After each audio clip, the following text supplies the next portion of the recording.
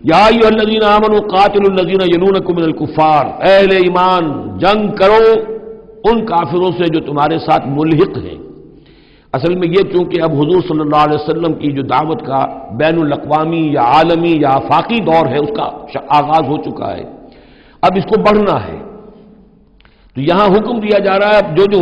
دارالاسلام کی سرحد یہاں ہے تو جو کافر یہاں بستے ہیں ان سے قتال کرو، پھر وہ سرحد آگے چلی جائے گی تو اگلوں کے ساتھ قتال کرو۔ یہ قتال جاری رہنا ہے تا آ کے پوری دنیا پر اللہ کا دین غالب ہو جائے۔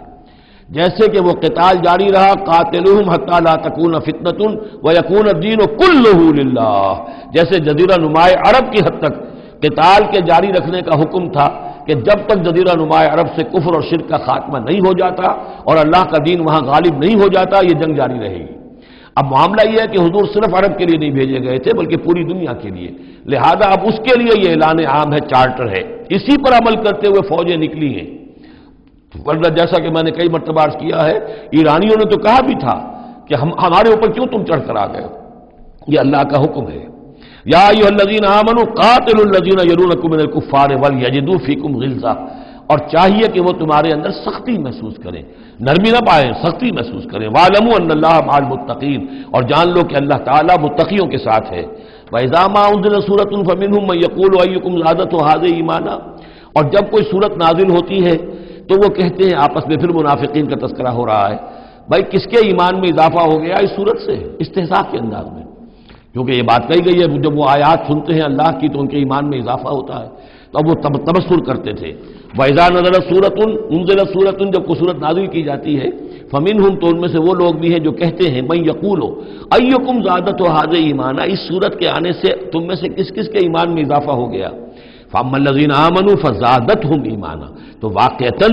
جو ایمان والے ہیں ان کے ایمان میں یقیناً اضافہ ہوا ہے۔ وَهُمْ يَسْتَبْشِرُونَ، اور وہ خوش ہوتے ہیں، خوشیاں مناتے ہیں، اللہ نے مزید آیات اتاری ہیں، اللہ نے ہمارے ایمان کو اور جلا بخشی ہے۔ وَأَمَّا الَّذِينَ فِي قُلُوبِهِم مَرَضٌ، رہ گئے وہ لوگ کہ جن کے دلوں میں روگ ہے، فَزَادَتْهُمْ رِجْسًا إِلَىٰ رِجْسِهِمْ، تو ان کے جو گندگی پہلے سے ہے ان آیات کے نزول کے بعد بھی ان کی گندگی ہی میں اضافہ ہوتا ہے۔ وَمَاتُوا وَهُمْ كَافِرُونَ، اور وہ مرتے ہیں اسی حال میں کہ وہ کافر ہوتے ہیں۔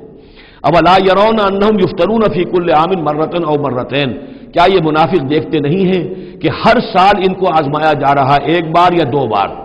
کوئی نہ کوئی مرحلہ آ جاتا ہے ہر سال، کوئی قتال کا مرحلہ آ گیا، کوئی اور آزمائش آ گئی۔